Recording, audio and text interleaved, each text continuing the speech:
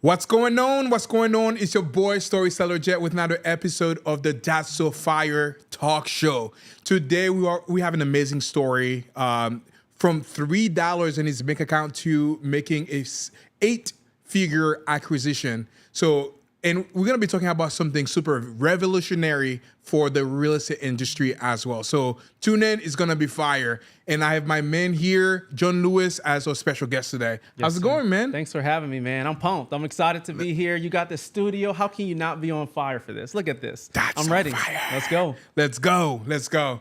Man, such a pleasure meeting you. It's funny because I met some of your guys months and months ago, and he told me, hey, John Lewis should be a really good guest to be on the show, and then say, yes, let's make it happen, but never really followed up. But my man, Greg over here, wave to the camera, Greg. What's going on? Good guy. Messaged me just a couple weeks ago and said, hey, I have to have my man John Lewis in the show.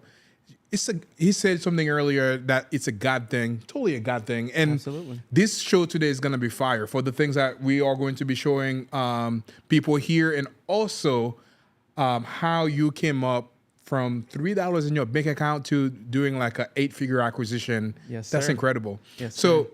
Let's do this. Let's do a quick introduction of who John Lewis is, and then we're going to dive into your come-up story. Yeah.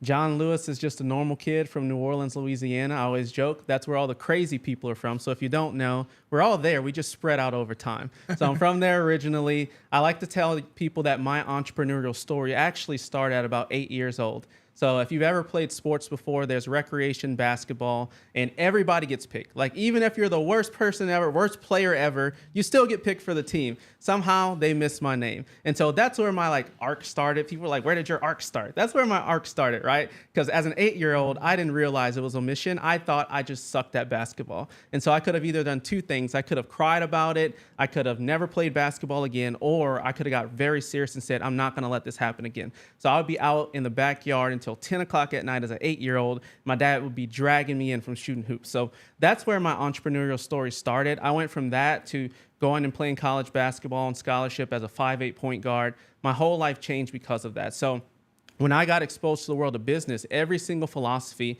that helped me be successful in basketball, I was able to take into business. That led me very quickly to doing disaster recovery work. I found myself in Puerto Rico, which I don't speak much Spanish at all. Very un poquito, right? I speak enough to get around. I know how to eat, right? But outside of that, I don't speak a lot of Spanish. So I'm on the island. We're rebuilding disaster recovery work, and I have $3 in my bank account. I actually still have a video of me and my partner. We're at Starbucks. We were like, should we get coffee? Should we get gas? Or should we get food? What is the priority right now? So this is where we found ourselves. And once again, you're back at that moment, like that 8-year-old. It's like, okay, back's against the wall. Everybody's against you. What are you going to do? Are you going to cry about it? And I'm looking around. I'm like, this isn't where I plan on dying, so I better do something about this, right? So long story short, we went on knocking on doors, beating on doors, all the big companies. We landed a large contract with a prime contractor there on the island, and went literally from $3 in the bank account to doing 6-figure weeks in about 2 months. And that was the beginning of my entrepreneurial success. It showed me, okay,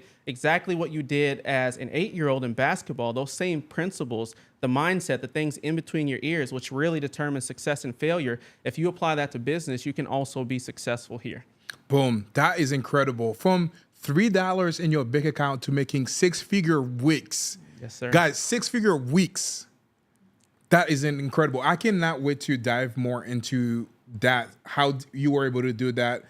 Some of the things that you've learned from that, I think that's incredible. But now going back, from the time that you did not get picked from playing basketball to playing college basketball, that is incredible. Congratulations on that. That's cool, man. You. Yeah. That's a great story there in itself. Yeah. My nickname was Mighty Mouse. Mighty Mouse. I was the smallest kid. Fun fact, that tagline ended up landing me a Nike commercial. Dream of my life, LeBron's lawyers. I didn't meet LeBron, but I met his lawyers. And I knew the Mighty Mouse theme hit because I was on set and their lawyers were like, oh, you're Mighty Mouse. I was like, oh, that line got me the commercial. But I became Mighty Mouse because I'm this tiny 5'8" kid and I could dunk. So that was my call to fame, was 5'8" and I can dunk. Wow, that's incredible.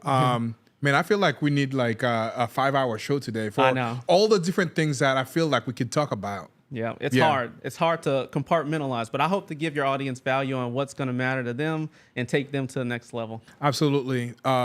So I feel like there's a message there, like from mostly like persistence and doing all the other stuff, from not getting picked to like now ended up playing college basketball.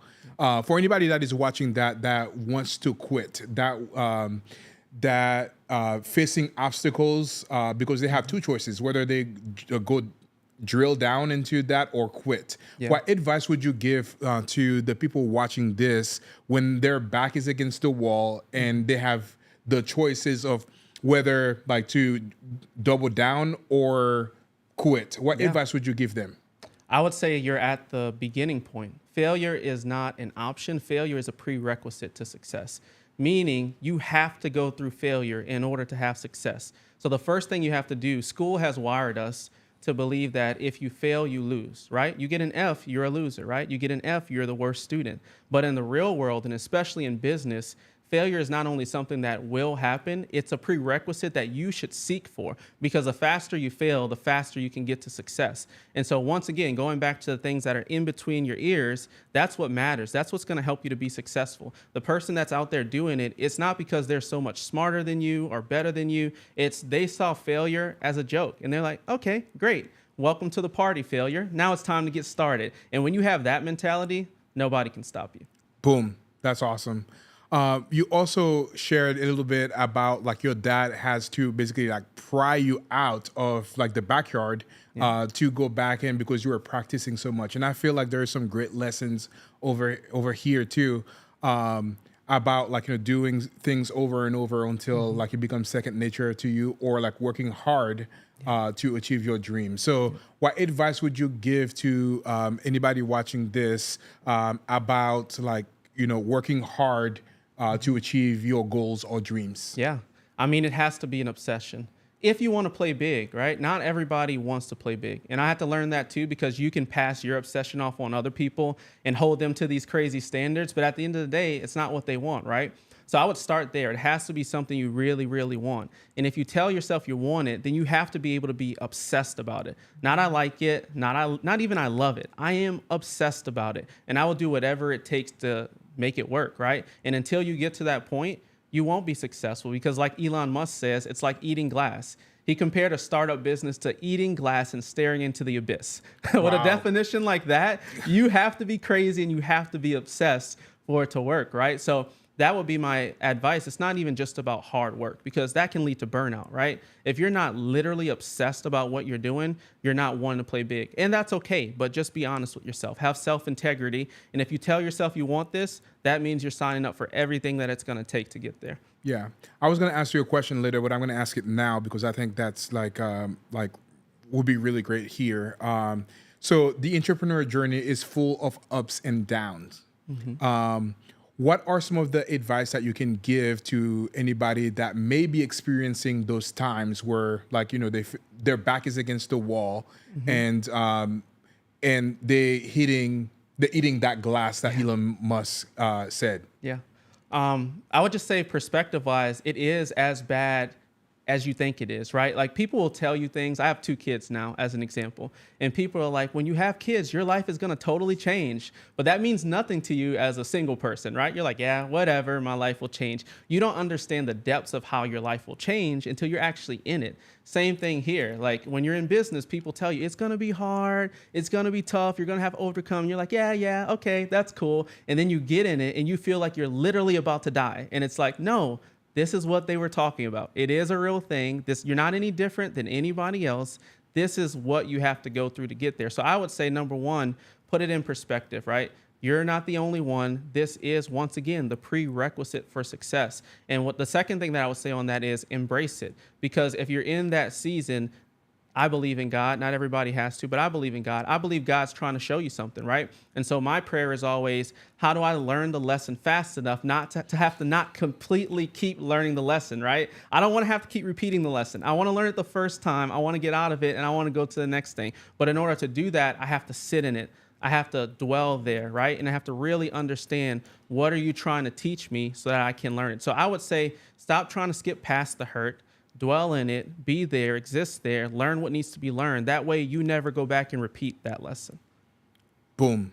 That's awesome. Yes, sir. So you mentioned that you ended up playing college basketball. Which school did you end up going to play for? Yeah, I started at Baylor, and I like to say I was at the end of the bench so far where you're like basically sitting on the ground. So I actually didn't get any playing time there, but I ended up transferring and playing at Lubbock Christian University is where I actually logged playing time. That's awesome. Yeah. Can you talk to me a little bit about your experience playing college basketball? By the way, this has been my dream, like to be able to play college basketball and even going to the NBA as well. I grew up in Haiti, and that was like my passion. That was my passion, playing basketball, to the point where I nailed a bicycle rim to a tree so I could practice shooting. Wow. So that was like my dream, to be able to make it big into playing college basketball and going to the NBA. So can you talk to me a little bit about what that experience was like to play college basketball? I mean, for me, it was surreal because, once again, going back to obsession, at that point in my life, I didn't know business. All I knew was basketball. So I ate it. I breathed it. Like, it was all I knew. It was multiple practices a day. And the whole goal was just make it to college, right? At that point in time. And then it was like, I hope, to your point, I can make it to the NBA. So actually being there and living it, just like in business, I equate it to, it's something that you worked for so long and you didn't know if it was ever going to truly come to pass. And you put in so many hours. So to finally step in, and like when I signed my paperwork, my scholarship, at first I was just going to sign. I was like, wait a minute, like take a picture for me. Like, let me remember this moment, because that is the pinnacle of all the work that you put in. So I would say for me, it was kind of surreal at first stepping into it. And then I think when you get out there, I had the perspective once again of a 5'8" point guard. So everybody around me is like, there's a 6'4" point guard. There's like everybody's 6'4" and taller. And I'm like this 5'8" point guard on the team. There's actually a funny picture of our team. Like at the end of the game, we do our, like, you sing the school like anthem or whatever, and I'm like tiny. It's like raising the bars. I'm way down here and everybody else is like way up here. So for me, that's the lens that I experienced that through. And I would say outside of that, it was just a lot of hard work. Once again, our coach put us through the ringer. There was a time where we lost a game and he didn't like it. We got home at like 6 a.m. We went straight to practice. And he's like, no, y'all aren't going to lay down. Like, you guys suck this weekend. Get on the court, run some suicides. Like, we're getting ready to practice. And everybody's like, what the heck? This guy's crazy, right? But I think some of those things are what instilled the hard work in me. It's like, you can't feel sorry for yourself. You lost. You didn't sleep all night. Okay, great. Go run some suicides. And it's like, when that is instilled in you, that becomes normal, and you can start to equate that to other places of life. That is incredible. Wow. Yeah, that's definitely translate to business, because, sometimes as entrepreneurs, we want everything to go super easy for us. Right. We don't want to spend that whole night working. Like I recently had like a time that I woke up at midnight and worked the whole day. Yeah. But that was hard work. But that's as you said earlier, that's the prerequisite of success as well. So doing the hard things. Yes, sir. Because the hard things make things easier for the future Exactly. as well. So it can be hard now or it can be hard later. Those are the two options. Yeah. So obviously for you being 5'8" and playing basketball, that is in itself a huge feat, because a lot of people, when they are looking for those type of people to come and play, they're looking for taller people, and obviously you earning the name Mighty Mouse really showcase like the talent that you are and what you were able to provide for the team as well. That's incredible. So what is the biggest lessons that you say that you've learned through your college basketball playing time? I learned that as an underdog, to have that underdog edge mentality, I think is what it taught me. Once again, every time you step on the court, you're being looked at like, what are you doing here? Like, guys would literally look like, what? Like, you're here on the court with me? Like, what are you doing here? So you learn to get very, very comfortable being the underdog. And I think that's one of the biggest lessons that has translated once again back into business. I'm a young guy, right? sometimes I step in the room and people look at me exactly the same way, like, oh, like, what are you doing here? But I got very comfortable with that feeling. And so now I'm able to channel that and use that as energy. Like, okay, you don't know why I belong here. Let me show you why I belong here. And I think that's an edge that I take through everything I do in life. I want to be the underdog. I want you to underestimate me. I want you to look at me like, why am I here? And then I get to show you why I'm here. Yeah. And also because of that too, you probably worked harder than anybody else in the team as well. And I would say that probably is a great transferable skills for your success in business today as well. Absolutely. It goes back to that. Like, I think when you're gifted in other areas, like if I was 7 foot tall and maybe had the skills of LeBron James, right? Maybe I don't have to work as hard, right? A lot of things come very natural. I think when you are already at a deficit, to your point, you can't miss anywhere, right? Like, I think me and Greg talked about it actually. You got to be good at defense. You have to be able to shoot. You have to be fast. You have to be like literally all the other things you have to be, because you don't have that one thing, which is height. So once again, everything for me translates to business. Same thing. I don't feel like I can be off in anything. I have to be able to do the sales, be able to do the marketing. I have to stay up until 3 a.m. I don't get to cut corners. And so once again, it's just a direct transfer into business. Fantastic. So earlier you mentioned that you had the opportunity to be in a Nike commercial, Yes. which is pretty cool in itself. Actually, Nike commercial is probably what got me interested in doing video production stuff. Okay. Yeah, so I remember growing up, I saw one of those Just Do It commercial, like showcasing a bunch of soccer stars. Mm-hmm. The way that the edit was made, it was so beautiful, and I was like, man, one day I want to do something like this. I want to start a business that is going to be focused on storytelling and being able to create beautiful videos like that. So that's kind of cool that you were able to be featured in one of those videos. Yeah. So talk to me a little bit. How did that Nike commercial come about? Yeah.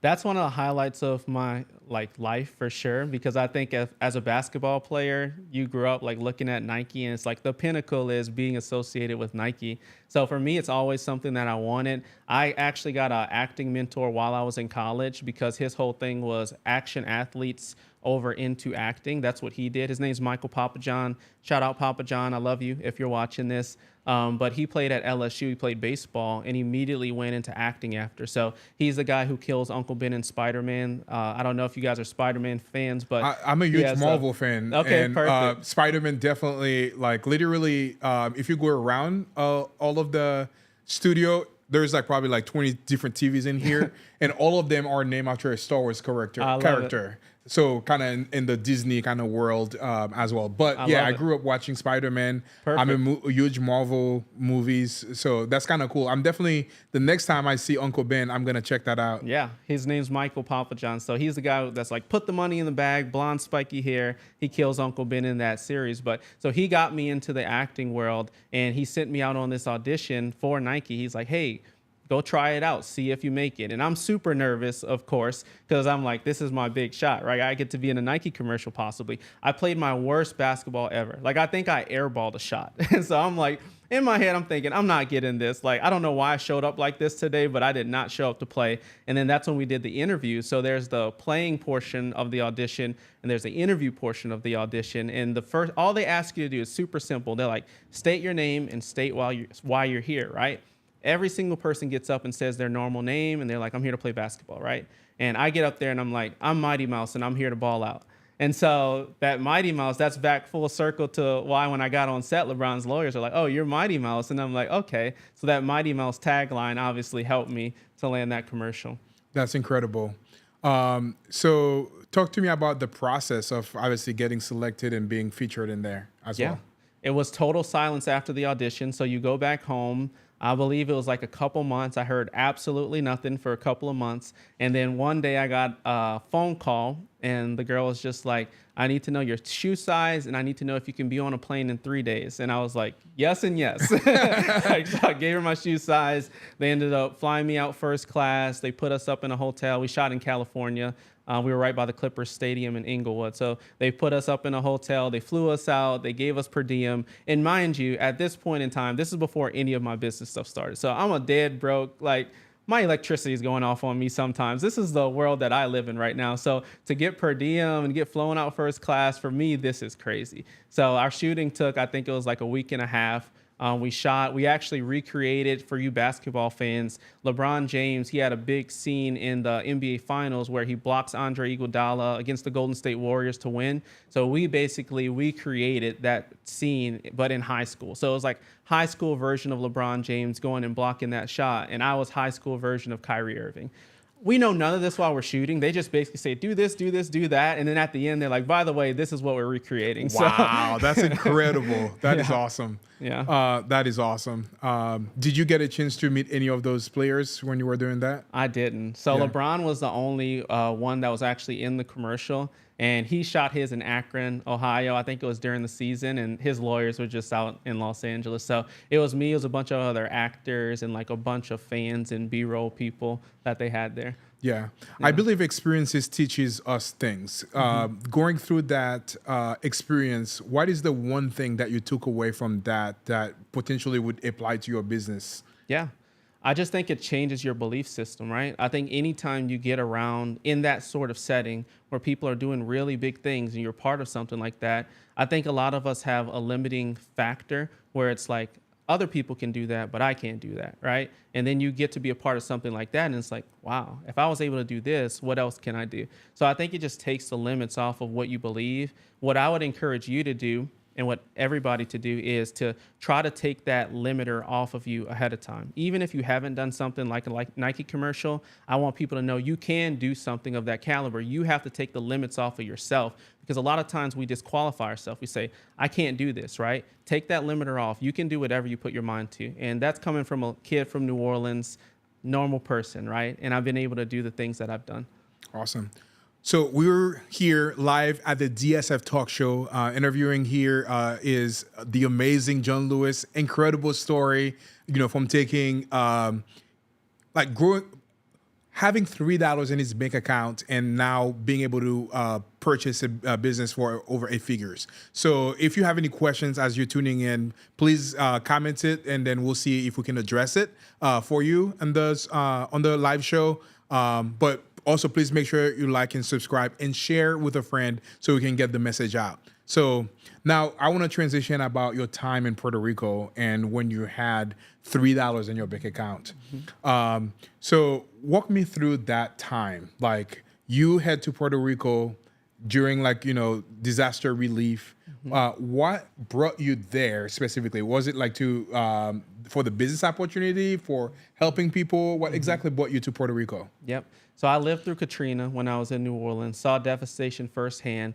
The thing about storms is usually it's a very small knit group of people who get those opportunities to work on those storms.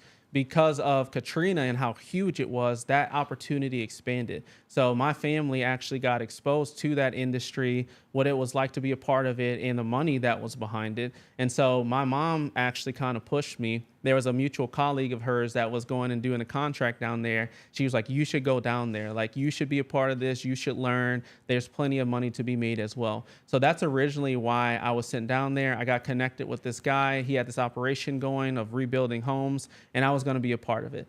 And so the story gets crazy at this point, because he's supposed to be paying me and his general contractor to go out and manage the guys. He's not even there in Puerto Rico. So 2 months passes by and nobody's gotten a paycheck, right?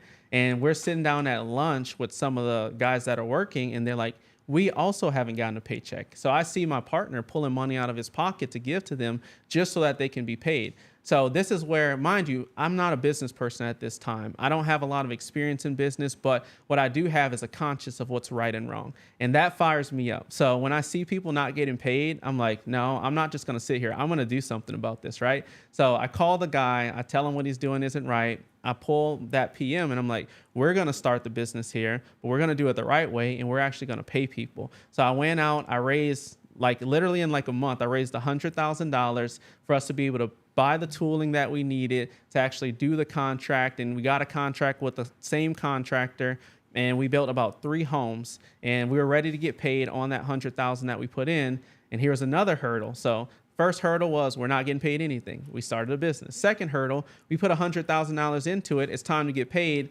First guy comes back to us and like, well, yeah, we're not going to pay you because you were involved with this other guy at first and now you're doing your own thing and we don't want to get involved in that.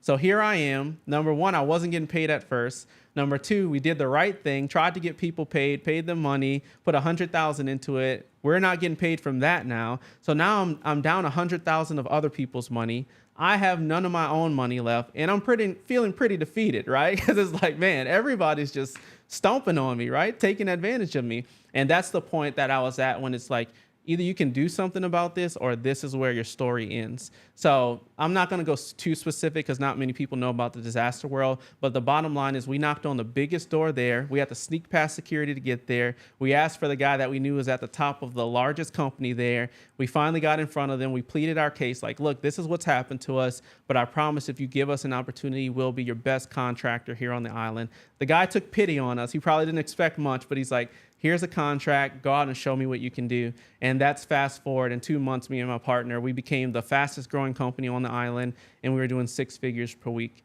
in about 2 months. That is incredible. Yep. That is incredible. So like the title of the show is, from $3 in your bank account to, buying an 8-figure business. Mm-hmm. But it should be like from $100,000 in the hole to, buying it, an 8-figure business. But that's incredible, man. That's an incredible story about resiliency, about like, okay, I need to do something about it. And yeah, I applaud you for, your success as well. So I'm getting some really great questions here on the show. So after you did that, what business did you pivot into working after doing that? So I think that industry gave me a good background on what it took to be successful from a construction perspective. And that led me to finding out about the company that I'm very, very jacked up and excited about, which is Lock and Block. It's the company that we just acquired. And I got exposed to this material actually sitting in a jacuzzi at my apartment. So I want you guys to know things happen in very natural and normal ways. Like it wasn't some like God came down from heaven. It was like, here's this great opportunity, right? Like it was a guy sitting in a jacuzzi. He had this block material. I took a picture of it and I sent it to all my contractors. I was like, what do you guys think about this? And all of them unanimously said, this is the future. That never happens. Number one, for any people to agree to anything unanimously, never happens. Contractors, never happens, right? So I took that seriously. I was like, whatever this is, I need to explore it further and I need to get involved. So for the next 2 years, I'm an intense person. Once again, guys, obsession is the key to success. I put both of my businesses on the back burner. Both of them were doing very, very well. And I said, I'm going to go all in on figuring out how to be involved in this industry and how to explore this material. On a 2-year run, we found the company Lock and Block. And when I found this company and saw that the blocks stacked like Legos and we could build homes in about 5 hours and how strong it was, I said, why does this industry not already have this? There's so many people that can't afford homes. There's so many people that when storms hit, everything is destroyed. Why hasn't there been a solution that's out there in the market where people can have safe and affordable homes? And when that light bulb clicked for me, I became absolutely obsessed about acquiring a company in the space and getting involved. This is incredible. And also kind of a full circle moment too, because I know you've built the first house with that. And that could potentially be a game changer for a lot of those areas that get affected by hurricanes, storms, and, all of this fun stuff as well. So for those of you that wants to learn, this is the stuff. Can you talk about like how does that work? How does Lock and Block work? So it's very simple. It's literally like life-size Legos. So there's a male part on this side. There's a female part on this side. It slides into one another. You literally just slide it in horizontally, and then you can stack it on top. So just exactly like you do your Legos at home, that's how you do this, but in real life, and it's a big boy material. So that's what led us to being able to build that 2-story home in about 5 hours, just stacking blocks. My 3-year-old can do it. Me and you could do it. We can build a wall together. And I think that is going to put the power of building back into the hands of the consumer, which is one of our goals. We want it to be so simple that the power is now back in your hands. We interviewed so many people about their homes, and it's kind of sad. Most people don't even know what their home is made out of. I asked people, what is your home made out of? And they'd say things like brick or stucco. They're talking about the finishings that are added onto their house, but they don't know what the bones are made of. And the bones matter because the bones are why when hurricanes hit, everything is destroyed. The bones go a long way to why your house is affordable or not affordable. And so one of the things that we want to do is educate people. What are the bones of your house made of? And I believe that all of them should be made out of lock and block. Absolutely. What is the biggest difference between lock and block and the traditional way of building houses? Yeah, I would say speed, number one. The traditional way of building takes a long time to build. Lock and block is a very, very quick, efficient way of building. I would say the second thing is affordability. Right now, for homes to be affordable, you have to use like a 2x4. So if you guys go to Home Depot and look at what a 2x4 is, it's a very like flimsy material. If you really think about your home being built of this, you're not confused as to why it can easily be blown down. And so I think one of the big things is how strong this material is, but also affordable. The building companies no longer have to give you the cheapest product out there to build you a home. They can build with a very, very good material, but also give you a very, very affordable house. And I think that that changes the infrastructure of America because now we don't have these neighborhoods that are getting completely devastated every single time a storm blows through. So I would say affordability and durability, that combination, not one or the other, because one without the other doesn't change the world. Absolutely. What is the lock and block made of? Lock and block's main component is something called polypropylene. So it's actually a derivative of oil. It's a very, very common substance, very, very healthy substance. Like if you WebMD what polypropylene is, they'll say it's safe for consumption. So it's a very, very safe material to build with. That's our foundation. And then we also use recycled glass and recycled plastic, which there's a plethora of that in the world, right? Like how many countries are trying to get rid of recycled glass and recycled plastic? Yeah, so absolutely. we're trying to help the environment. We take all of those components, put it into a compound, and that's what makes up the material of lock and block.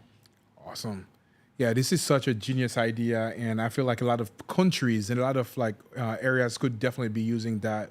And for me, being from Haiti, being being raised there, like seeing like my dad actually owns a company where he's the one that is providing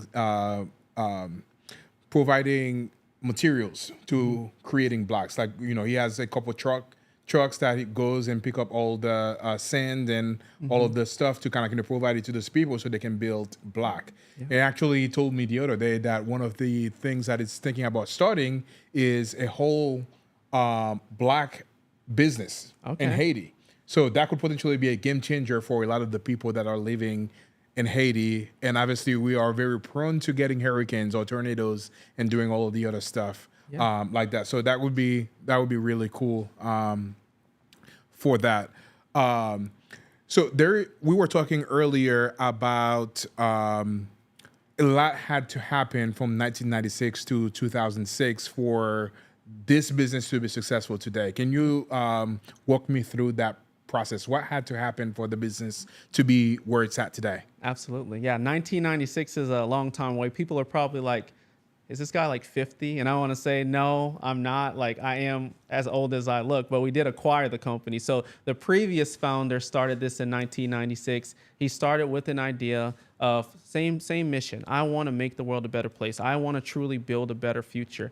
What people don't realize about the building space is it's very, very hard to do that because of all the regulation. So the last time there was true innovation in the building space was actually in 1824, and that was when concrete came out. So think about where we are right now today in the world with AI, with robots, and my refrigerator can talk to me, right? But the construction industry hasn't changed since 1824. That's crazy. That's insane. Right? But there's a reason for that. It's because of how much regulation is involved, because at the end of the day, your house is very important. They want to make sure that that's safe, and they want to make sure that the walls don't come down on you, because we'll be in a lot of trouble if we just let people build with anything. And so that's why there's such a long runway from 1996 all the way to 2026, there were 27 different product iterations, meaning he made the whole product, thought it was good, took it to the lab to get tested, found out it wasn't good, had to spend time and money again just to get this product to the point where it was able to be approved to build with and superior in strength and wind rating and all the other things we've talked about to concrete and wood. So it was a very, very long process of that from 1996 to 2026 of really creating the best product out there. And now we finally have something that's both quality and approved to build with, and we're excited. Yeah. So when did you acquire the company? Literally 2 weeks ago in Greg's jacuzzi. So jacuzzis are a very common theme in this story. Yes, that is awesome. I guess I need to be invited to Greg's jacuzzi. Yeah, jacuzzis are where the magic When am I going to get an invite, Greg? Come on, man. I guess jacuzzis are the secret, actually, to success. So. So if you're watching this and you want to be successful, definitely make sure that you jump in the jacuzzi. That's right. Okay, That's all go. you got to do. So you touch on something very important, and I want to make sure that we talk about this on the show. How does lacking block, do in fires? Like, what's the durability of lacking block when you build with it? That's a great question. So from a fire perspective, this is actually good for people to know. Your fire rating in your home actually doesn't come from the material that you build with. The fire rating in your home actually comes from drywall and paint. And so I didn't even know this getting into the space. I used to think, okay, drywall, paint, I don't really know the purpose of it, right? Like I know why there's insulation, and I guess we have to put drywall to cover the insulation was always the only, as far as I went mentally about it, right? But then I found out that drywall actually gives you the 2-hour fire rating that you need to actually have a home. So like wood, if we think of wood, the moment you light wood on fire, right? That's what it's for, right? Like back in the day, you get some wood together, you put a fire on it, it burns, right? Yep. So you have to cover it with that drywall and with that paint in order for it to be fire rated. Our product is exactly the same, but when you put that drywall and you put that paint on there, it gets the highest fire rating possible. And in order for it to melt, it has to reach over 600 degrees. And if it reaches over 600 degrees, we're all in a lot of trouble, whether your house burns down or not, right? Like if you're in a structure that's 600 degrees or more, we're in trouble. So that's how our product responds to fire. Very, very well. Awesome. You talk about earlier about this is kind of like a Lego. Yeah. Like obviously, as my kids love playing with Legos. Growing up, love kind of, messing around with all of this kind of stuff. And it's so fun to stack it. But at the same times, when you see kids kind of doing all of that, if they knock it out, everything comes crumbling down. Right. So talk to me about the durability as it relates to the Lego perspective. Yeah, absolutely. So when you build with this block, when all of the structures together, it's called a monolithic system, which just means it is one full system and it moves together unanimously. Like, you're here in this beautiful podcast, you probably have had many screens, right? This might be multiple screens here, right? There's 70 screens attached to each other to make that seamless. Exactly. So this looks like one screen right now, but what will happen if one screen goes out? Will all the screens go out? Like, will all 69 other screens also go out? No. Right? You'll just have one screen out, right? So same thing with this. It's a monolithic structure. If you take one block away, it doesn't ruin the integrity of the entire structure. The structure still stands and it still has its strength. And that's the beautiful thing about this. It's why it's so great with earthquakes. It's because as it moves in one. It's unison. The other cool thing about this is when it gets to the top, we tension the system down. So if you think of a bunch of loose blocks, at the very, very top, we have a tensioning system that compresses all of them. And that's what gives us our strength that's 3 times stronger than concrete. When all of it's compressed, you won't be able to knock it down or knock a block out. It's actually the same tensioning system that they use at aquariums to make the glass airtight so that no water can get through. So the bottom line is when that's tensioned down, it's not going anywhere. Like there's nothing you can do to move those blocks. Yeah.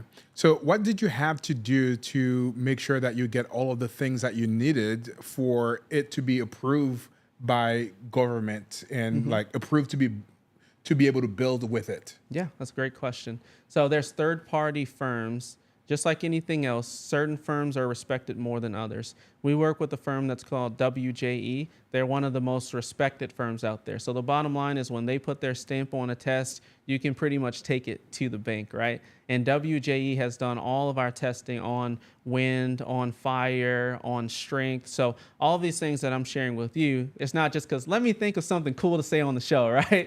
It's like this firm that is very, very respected has done all this testing, and this is the feedback that they've come with to say, you know what, this is safe for building, this is stronger than concrete, and all the other superlatives that we talk about here. Yeah, bro. It feels like you've like been working with, acquired Lock and Block for like 5 years. Like you're so knowledgeable about all the stuff, which is incredible. Thank you. So how competitive is the Lock and Block industry right now? So the building material industry as a whole, it's about a $2.3 trillion industry, which Wow. just basically means there's a lot of products out there in general, right? But most products still require the old solutions to work. So what I mean by that is it could be an innovative product, but it still requires concrete. There's a lot of those out there where it's like, yes, we are the new product, but you still have to insert concrete for us to work. Or we're still made of concrete, we're just cut differently so you can build faster. So Lock and Block, the way it's different is it's truly a different product. Like I don't depend on concrete to build. I don't depend on wood to build. I am Lock and Block. That is the system. So that's one core way that we're very, very unique. There's one other product that's similar to ours, but you need an adhesive for it to work. So when they build with it, they have to put this special marine-like glue on it just to make the whole system work. We don't require any of that. We're the only system that's truly a standalone, where here in your office, we will make zero mess. It'll be like we were never here. We could build up a wall, take the wall back down, and you wouldn't even know the difference when we left. There's no other product you can do that with. That's incredible. So you're telling me that you do not need water to do anything like that? You don't need water either. And that's another huge thing now that you bring that up. I mean, in Africa, there's a study that says about 40 billion hours every single year is spent just collecting water. So think about that, 40 billion hours spent collecting water. And of that 40 billion, about 15% of that water is spent on construction. And it's mostly through concrete, right? So if we were able to go into Africa and provide this solution, let's say we even reduce the amount of hours by 10%, we're saving them 4 billion hours worth of time working to collect water. That's a big deal. That's a right? huge deal. They can use that for drinking now. Yeah, right? 100%. Yeah, that's a huge deal. How much do you think that this business is going to be worth in the future? I don't think you should ask me that because I'm going to blow a lot of people's mind. But I think the baseline of this business is $1 billion. Just because of the impact that it should have. Has nothing to do with me or how great I am. It has to do with we have something that can truly change the world, and it should change the world. And I don't see any reason why this can't be $1 trillion company, because I truly believe it is the future of building. It's just better. It just is. And so the only other question, if it's already better, is it more affordable? And we are very passionate about making sure both of those things always exist. We will not be the luxury product that is the best thing out there, but normal people can't afford it. We believe everybody should have a Lock and Block home. Yeah, that's awesome. So whenever it's worth $1 trillion, what can I do to get 1 billion from that? That is, right? You're asking the right questions, man. Right These are the question. questions that we need to know. So we're actually in a capital raise right now. We're about halfway to our goal. I believe that by the end of this month, we'll be all the way to our goal. So the easiest way to get involved is to become an owner. But that window is closing very, very quickly. I would say the next best way to become involved is by being a distributor. So we're launching a distributor program where you can actually buy the product from us at a reduced price and then go out and resell that. And fun fact, that's how a lot of people actually built their billion-dollar companies. If you Google, you don't have to take my word for it, Google concrete distributors and look at the top 10 concrete distributors, right? They didn't make concrete. They didn't create concrete, right? They're just distributors of concrete. All of those companies are tens of billions of dollar companies, right? They are that way because they got involved with concrete very, very early on. I believe that same opportunity exists right now with Lock and Block, where we're making distributors. And because you're here very, very early on, you'll have the opportunity to still build those multi-million, possibly even billion-dollar companies just because you're a distributor of our product. Yeah, I mean, get early, guys. Get early in. That's incredible. So you mentioned that you are currently doing a capital raise. Like, how much money are you raising right now, and what are some of the things that people like should look for, like as it relates to return on investment when they decide to, work with you guys? Yeah. So this current capital raise we're in right now is a $7.5 million raise. We're right around $4 million right now as far as the total raised. And our current valuation is a $30 million valuation. So just to put that in perspective, like the third party valuation we got when a company evaluated what we had and what we could be, they put a $140 million valuation on it. So we're giving investors a pretty good discount for believing in us, believing in where we can go, and helping us get to the moon. Yeah. For anybody that might be interested, that is tuning into the show right now and that wants to get in on this, how they can like learn about all of that? Like how can they learn about investing with you guys? Yeah. I would say go follow me on Instagram will be the fastest path. My tag is The Athletic CEO, and just DM me the word invest, and I'll know what it means. Yeah.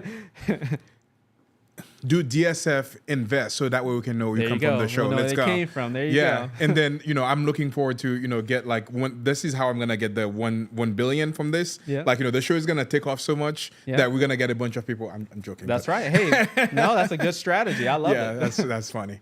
Man, this is so incredible. So you mentioned earlier that you were able to build a house in less than 5 hours. Mm-hmm. That's a huge feat. Can you walk me through that process? Like how were you able to build a 2-story house in less than 5 hours? Yeah. So with traditional building, there's so many steps to building the actual walls, right? Like if you're building a wood home, you have your 2x4s or your 2x6s, you have your sheathing, you have your workers that need to put the whole thing together. And it's a very long process, right? With ours, the reason it can be so fast is because, once again, you're literally stacking Legos. So once you have your foundation laid and that is in place, you would come to the job site and you would have your first row of blocks already laid. Me and you, we're taking this block right here and we're stacking it on top of another block. And we're doing that over and over and over again until we're at 1 story, right? And then we're going to do the same thing to get the 2 stories. And it sounds like I'm oversimplifying it, but that is literally what the process is. So when you have a process that's that simple, you can do things like build a home in 5 hours. And then once again, after you're done building all those blocks, you get your strength by just tensioning the whole thing down. So you're compressing that whole system that you just took the time to build, and now you have a strong, solid building. We were walking up and down the stairs, jumping on the 2nd floor, and the structure was still standing, of course, and that was without even having a foundation. So that tells you just how strong this home is. No foundation, 2 stories built, tension down, and it was strong enough to do everything a normal home would do. Yeah, absolutely. Do you guys have like a face to the block too, or do you just kind of use like, regular drywall to put on top of it? Yep. You can use all your normal applications. So everything you would do with a wood home or a concrete home, you can also do with our lock and block. But we are in the process of creating a unique slide-on feature because of the grooves in our product. We want to really put everything to use there. So we have a slide-on finishing that we're working on where you could just slide it in or slide it out, which will allow people in the future to, hey, I want to change my walls. You don't have to repaint them, right? Just slide out the finishing, slide in the new finishing, right? Yeah. So, the reason I'm asking that too is because in the studio we have the LED wall, but we have a bunch of different kind of spaces.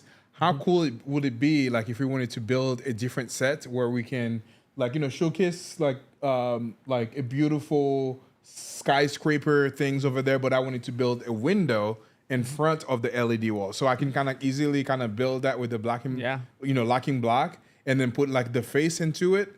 And then whenever I'm done, I just like slide it out, and then now like I can really build a bunch of different walls inside of the studio. Absolutely. So whenever you guys have that sliding things, like hook me up. Yeah, absolutely. That would be so cool to be able to build that in the studio. The world is yours. So for someone like creative like you, you'll have a field day, right? Yeah. You should have a few blocks on hand just sitting there for when you have an idea, you're like, oh, I want to build this today. Exactly. You can build that. Yeah, like now that's not going to be taking a ton of space for me to. I can have enough black to be able to do a whole wall over here.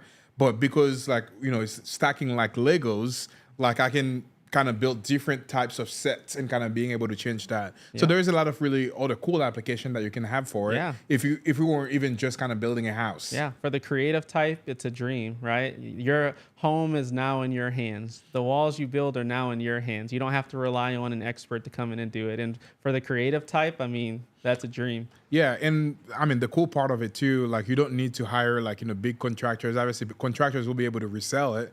But now, from what you were describing, in the future, when everybody wants to build their own houses, everything now with this that kind of making it more accessible with like the average people and not having to like spend $500 million to build like a simple house. Right. Yeah. We want it to truly be simple. And I think your home should, right? This is the most important part of most people. This is the foundation of most families, right?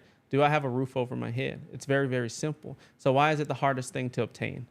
Those two things don't go together, right? When we make what should be the simplest thing the hardest thing for people, that's why we're in a day and age right now where everybody's struggling. It's not rocket science. 1 + 1 = 2. So if we now make that simple, if we now make that process easy, we change the world. And I truly believe that that's what we're going to do. Yeah. So here's a very important question. So as you can see, there is like some holes in here, and like everything is going to be stacking together. How does that work with electricians? Like, do electricians approve of this material? Yeah. Electricians love this material. And I'm going to do you one better. I'm going to grab our true block because that's a prototype, just so that we can show people that on this block, as you can see, this is our real one, you have the spaces here for your wires. So you can run your wires in between these spaces here, or you can run them through these channels right here. When the drywall is on them, they can go straight through these channels, which makes the electrician very, very happy. He's a happy camper because of that, because a traditional concrete block doesn't have these features. Yeah, absolutely. Are those versions for my kids? They are. They are. Actually, funny, my partner Blake, his child has built full structures with that. I get pictures every now and then of her playing with them and building them. They're her Lego blocks now. So yeah, kids love those. Yeah, that's incredible. So the locking mechanism that you mentioned goes like through those grooves over here and then lock everything together. Is that how it works? Yep. So the grooves are for the wiring. So if you put your drywall on, you can run the wiring straight through these grooves, or you could run them through the top right here. You can't see it on these, but they are interlocked together just when you stack them on top, as well as when you stack them horizontally. They completely interlock together. So imagine this. Oh, like this. They lock horizontally just like that. The real ones will lock in and they won't be able to move. And then on top, the same thing, they're locked in. So imagine this, you have all these blocks together. Now that tensioning system with so much pressure, right, is just pushing down on all of it and compressing it. And that's what makes it airtight. Now it can't move. Yeah. So I guess like for anybody that is watching this, they probably have like a burning question. And that question would be, what about doors and windows? How does that work? Like for you, when you're stacking all those things together, does that work with like traditional doors and windows, like to kind of build that? Yep, 100%. You would frame it out, which is a term that's used right now just in every type of construction, wood construction. When you go to do your door, you frame out the place. You just create the opening of where the door would be. You would do the same exact thing with these blocks. You would build around and you create an opening for where your door would be, and then you would frame it out with wood, just like you normally do now, and then put your door in. Yeah. Man, this is such an incredible idea and revolutionary. I've practiced that word many times earlier because it's, with my super sexy accent, I cannot say revolutionary, but this is like a revolutionary product that you have here that I truly believe that's going to disrupt the, industry as well. Congratulations, man. Thank you. And also for buying the business and running it and doing all the other stuff. Thank you. So what does it look like right now? What is the making of your team? You mentioned your partner Blake. Who's like part of the business and like what is that right now? I'm glad you asked that question. I think that's a hack in business. It's not about you as the entrepreneur, really. It's about the team you surround yourself with. And I think I'm very, very honored to have an amazing team. We brought on a COO. His name is Bo Perry. So he came over from D.R. Horton. They're one of the top builders here in the USA. He was their VP of construction for 15 years. So we have people like Bo who he already knows the industry. He knows what he's doing at a very high level, and he gets to come in and run our operations. We have people like my partner Blake. He's our VP of sales. He spent years and years doing sales. He actually created an innovative way to sell at Ford through their sales team that combined the finance side of sales and the floor sales side. He combined those two worlds together, and that's still used right now to this day. So I have people like Blake, I have people like Bo, I have people like Greg, who's a master at marketing. He's done marketing for some of the top names in the space. Shout out to Greg, shout my out boy. Greg. Let's go, bro. Greg is a common denominator in everything, by the way. Everything runs around Greg. So, and the same thing here in this company. Greg is going to be the link that gets the marketing, gets leads in Blake's hands, gets leads in the sales team's hands so that we can actually do what we need to do. So when you have people like that that you've surrounded yourself with, my goal is to make this harder to fail than to succeed, right? Because when you start and it's just you, there's so many ways it can fail, right? I might wake up and have a bad day. If I have a bad day and the business fails, that's like, I don't like those odds, right? But if I start to surround myself with the Gregs of the world, the Blakes of the world, the Bows of the world, and we start adding all these pieces in, now it becomes harder to fail than to succeed. And that's where you want to be. Absolutely. I literally just got a text here from Brendan T. Adams. He's the co-founder of Kevin Harrington with Big Brains Venture. Brendan, if you're watching this show right now, invest in these guys. Like there's another like $3 million to be raised. Okay. Reach out to these guys. I'm probably going to text him later and tell him, hey, this is a great opportunity. I love it. Yeah, this is incredible, man. This is really cool.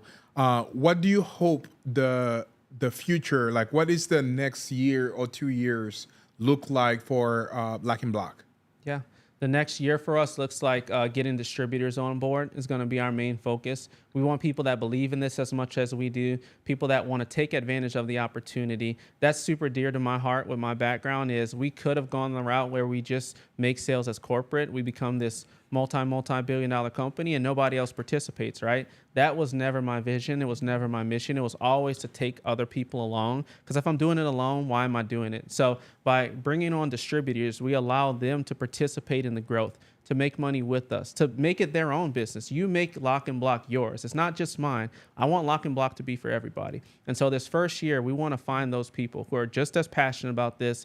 They want to make this the business that takes them from where they are to where they want to be for themselves and their family. We want to lock arms with those people and help them to build a massive Lock and Block distributor program. That's what year one looks like for us. Year two looks like us taking that money and parlaying it to be able to supply for the big companies, right? The D.R. Hortons of the world, the Home Depots of the world. Right now, we're not at a place where we can fulfill on orders that large. We need to build our infrastructure.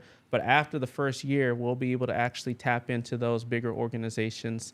And then from there, that's all she wrote. I'll be back on your podcast, the most popular podcast out there, talking about it. Yeah, it's people have been saying that this is the #1 real estate investors podcast. I love it. Content creation studio here. So, you know. Yeah, I agree. I fully agree. Yeah. So, guys, here's the block.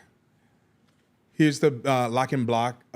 So, as you can see, this looks very similar to traditional blocks. What is the biggest difference between this and a traditional block? What is the durability?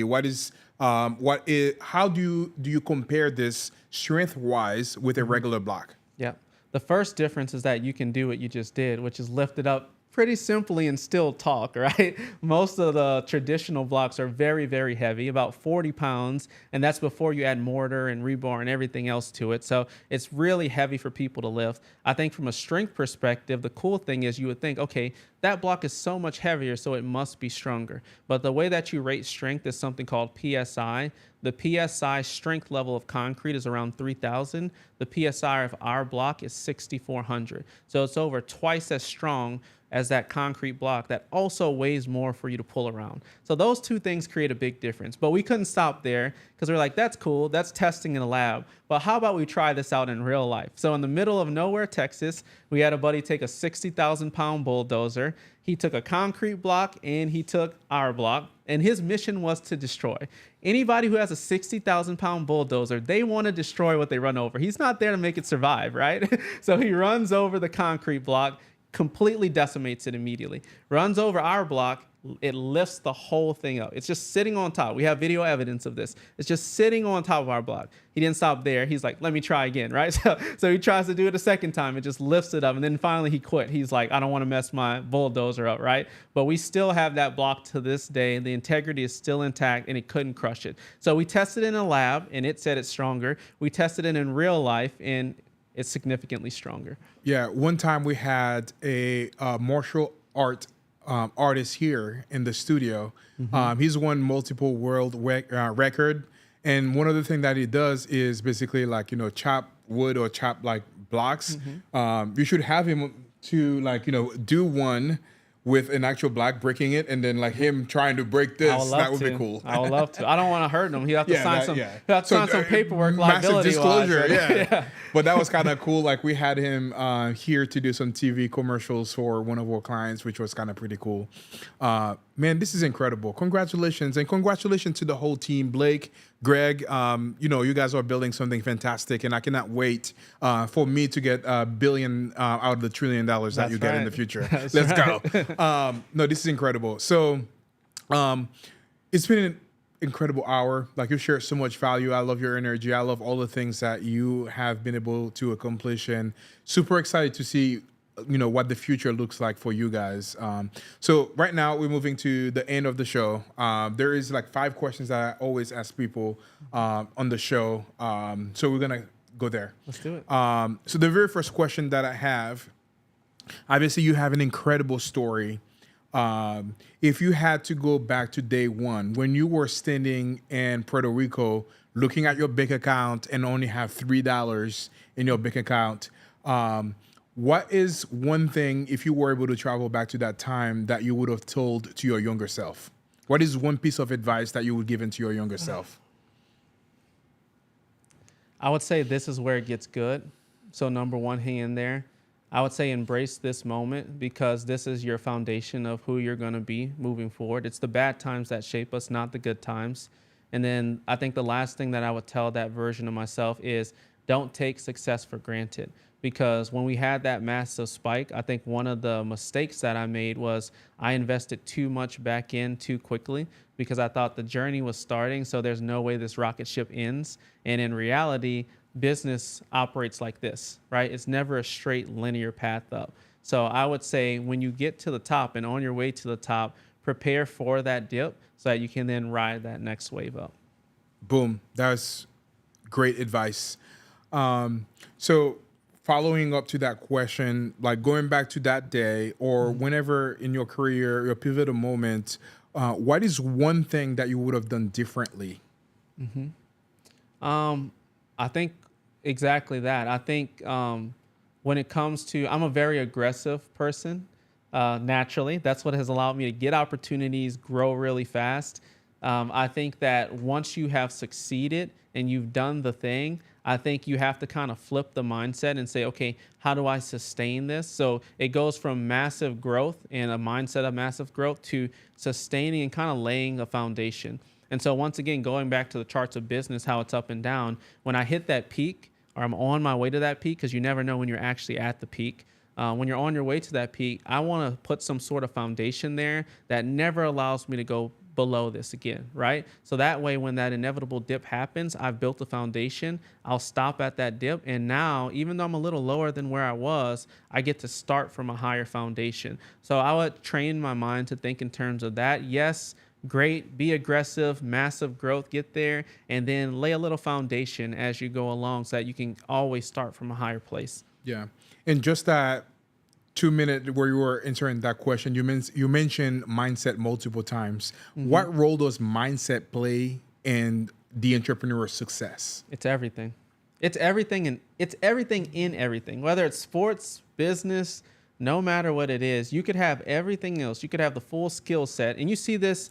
I love comparing sports to business because people can grasp it a lot easier. But you see this all the time in sports, right? The most talented athletic guy out there has everything going for him physically, but mentally can't get it together and never makes it big, right? It had nothing to do with his physical tools, or it had everything to do with what was going on in his head. So same thing with you from a business perspective and us from a business perspective. If you could get the right mindset about things, and I guess to further elaborate on that, because mindset can sound super general, I believe that your philosophies run your life for better or worse. So the very first thing that you need to do is upgrade your philosophies. There are things that you were taught from very, very young, right? Like I actually just did a talk on this, and I had people finish my sentence. I said, money is the root of all evil. Right? Yeah, root of all evil, right? More money, more problems. Okay.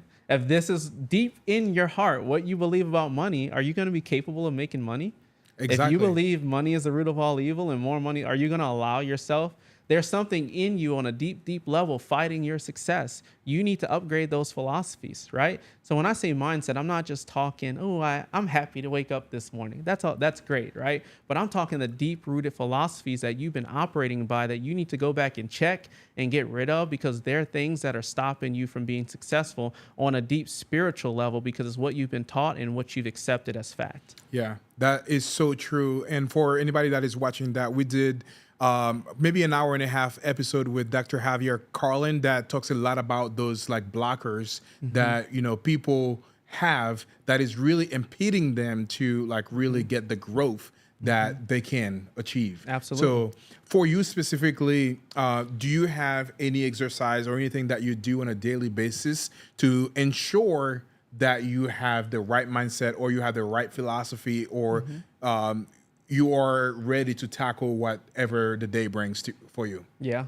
So I have an exercise called a deep look in the mirror. So it's a bigger philosophy. I don't know how far you want me to get into it, but I believe success starts at rock bottom. And for most people, but I believe that you can either actually hit rock bottom or you can do what I call manufacturing rock bottom. So this is what I teach people. You don't have to go to rock bottom to be successful. But if you don't want to end up at rock bottom, you have to manufacture it. And what happens at rock bottom for people, the only reason it takes that to be successful is because it's not until they hit rock bottom that they truly start looking at themselves in the mirror, not for what they want to see, but for what's really there. So in order for you to manufacture rock bottom and not have to actually go there, because those are the only two options, you need to start looking in the mirror now, not for what you want to be seen as, but for what's really there. Address all the issues, write it down on paper. This is me. This is the good. This is the bad. This is the ugly. Accept the ugly and do something about it. And if you're able to do that exercise and truly not lie to yourself, that's the foundation of success. Stop lying to yourself. Take the bad, change the bad. Now you can be successful. So that's the exercise that I would have people do is like, look, manufacture rock bottom, look in the mirror. And if you need help, ask somebody close to you, right? I'm sure they'll tell you all of it. And I tell them, like, you're not going to offend me. Tell me what my flaws are. I want to get better. And then don't fight them. Accept it. Work on it. Change. That's how you grow. Yeah. One of my favorite things that a couple of friends like from the Collective Genius always share is like to go from 0 to 1. A lot of people focus on going 0 to 100 and trying to accomplish everything, but to go to 0 to 1. So for somebody that just hit rock bottom right now, what is the 0 to 1 for them? What is the thing that they can do to help them, stack those blocks to get to be successful when they hit the rock bottom? The only thing you can do at that point is work on yourself. Stop focusing on growing the business. Stop focusing on how much money is coming. You're not making any money, right? You're at rock bottom. You got nothing. And I've been there, right? I just talked about $3 in the bank. The immediate move for me wasn't like, how do I become rich? The immediate move was look inside of myself.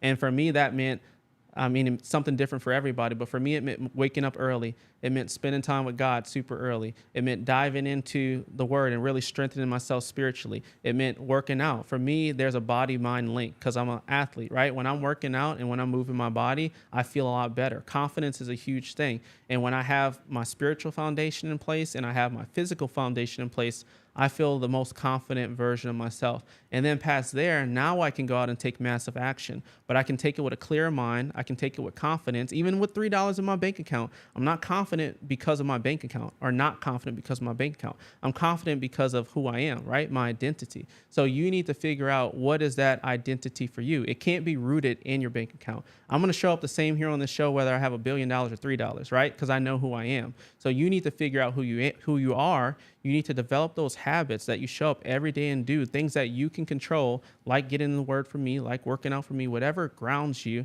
Do those things, figure that out first, and then go out and make a lot of money. It'll be a lot easier. Absolutely. I love that. That was so good. What is the biggest lesson / book or resources that has helped you be successful? Yeah. I think this is kind of going to be kind of taboo. I've been seeing a lot of gurus put their top books and things that influence them, and a lot of them put a lot of the same ones, but a lot of them rank Think and Grow Rich really low on their list for some reason. And for me, it was the total opposite. Like Think and Grow Rich is one of the very first books my mentor asked me to read and told me to read. And I studied that book like it was my second Bible. Like I had it playing on audio, on repeat as I was sleeping at night. Like I wanted it in my subconscious. I wanted to understand that book on a very deep level. So I love the book Think and Grow Rich if you take it seriously. If you just like scan through it, it's not going to do much for you. But if you take it seriously, it really talks about rewiring the way you think and really having a spirit of success. I keep talking about spirit and I keep talking about mindset because I truly believe they are the foundation of everything. And so I believe you become the person first before it manifests in your bank account, right? And I think everybody focuses so much on the bank account, which is the end result, and they don't work on the person needed to make the bank account what they wanted, right? Yep. So those type of books are all about the person, right? Becoming the person capable of making the million, 10 million, $1 billion. That's where you have to start. So I love Think and Grow Rich. And then on a practical level, I think a common one is everybody knows Robert Kiyosaki. But I like his second book, actually. It's called Cash Flow Quadrants. So it talks about how all of us make money in different ways, some as an employee, some as self-employed, some big business owner, some investor, and how the jump to each category is not an intellectual gap, it's an emotional gap. And I love that because I believe that's true as well. Boom. That was awesome. That was so good. What is the biggest piece of advice that you've received from somebody else? Boring but rich. From a business standpoint, my mentor, that was his saying, boring but rich. He says the problem most people make in business is they chase the flashy things or the cool things, and they think those big swings are the ones that get them to success. But in reality, getting rich is a very, very boring process. It's just about showing up and doing those things every day. So the formula for me, if I'm entering an industry and I'm brand new, I want to find somebody that's already successful. I want to see exactly what they're doing to a T. Whatever they're doing, I want to do, and I want to do a lot of, right? Sounds super boring, right? But if I show up, if I find someone already successful, get their formula, I do the actions they're doing, success leaves clues, right? If I do what they do, I should get what they get. Inputs create outputs. That's a boring formula. Nobody wants to do that. Everybody wants to come up with the next thing and be innovative and creative and do it differently, but no, do what works. That's how you get to success. Absolutely. What do you hope your legacy be? When all of it's said and done, what do you hope your legacy to be? I want my legacy to be that I help to restore families. And I believe that we do that through this material. I believe that by giving people their home back and giving people homes where they once couldn't afford homes, I believe that that will help to restore families. And I want my legacy to be that I help to restore families. Boom. That's awesome, man. For anybody watching this that wants to get connected with you and your team, how can they do that? I know you already mentioned that. We're going to be bringing that again. For anybody that wants to get connected with you, how can they connect with you? Yep. We already mentioned the Instagram. So I'm the most active on there. That's why I mention it. It's just The Athletic CEO is my Instagram tag. And I think past there, our website is lockinblock.com. It's lock-in-block with a K.com is where you find us online. And then, of course, through this great guy right here. I mean, the DSF Talk Show. If you want to get in touch with us, he has all our information. So reach out to them and he'll connect us. That's so fire. Man, that was a fire show. That was filled with so much value, and definitely, if you this point and you've learned some other stuff, please leave a comment and also reach out to this guy. Go follow him and follow his journey. And also, like, obviously, they are doing a raise right now, which I don't know how long until everything is closed. Well, we're halfway there in about 2 weeks. So okay. I give it another 2 weeks, and I think that we'll be where we want to be. Perfect. That's awesome. One thing I typically ask for people on the show, too, you don't have to have anything, but, like, if anybody wants to get connected with you, do you have, like, a free gift or anything like that, like, where you can share with them, or even, like, I don't know, something related to, Lock and Block that you can share with them? Yeah, we can do something like that. We're very new, as we shared. We literally signed like 2 weeks ago. But one thing I can throw out there from the beginning is we can give them a free ticket. So we're going to have a special weekend. We call them block parties. And block parties are going to be super cool. We're going to do challenges with people like stacking and building with the blocks. We'll do certifications for people who want to learn how to build with the blocks. And then we'll also be talking about the opportunity, like how you can become a distributor. So I can go ahead and throw out a free ticket for those of the people that are watching that want a free ticket to that. I don't know what you want them to put in the chat. You can put it in the chat, or maybe just even share your email so that way they can reach out to you directly as well. Yeah. We'll share. I'm sure you Put it have in a the thing show where notes, you can put it on there. Yeah. Yep. And just email us. Let us know you're interested, and we'll get you a free ticket to that weekend. Yeah. Awesome. And if you're a supplier too, you want to learn about the process, to definitely reach out. Yeah. Such a pleasure having you on the show, John. It was Thank you awesome. for having me. Yeah, thank you everyone for tuning in. That was a fire show. Thank you for being on the show, John, and thank you to Greg for the connection. And shout out to everybody here in the show watching right now live. So yeah, there you have it, guys. Like, definitely reach out to him if you need anything, or if you want to participate in being an investor as well for the Lock and Block. Let's go, baby. It's so fire. That's so fire. Let's go. Let's go.